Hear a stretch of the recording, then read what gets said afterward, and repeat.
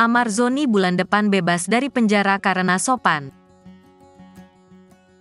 Berita seleb terkini: Amarzoni divonis hukuman 7 bulan penjara dan Oktober mendatang sudah bebas. Hukuman itu diberikan usai Amarzoni dinyatakan bersalah atas penyalahgunaan narkoba golongan 1. Dalam persidangan, Amarzoni bersama 2 rekan lainnya secara sah telah melakukan tindak pidana dalam penyalahgunaan narkotika.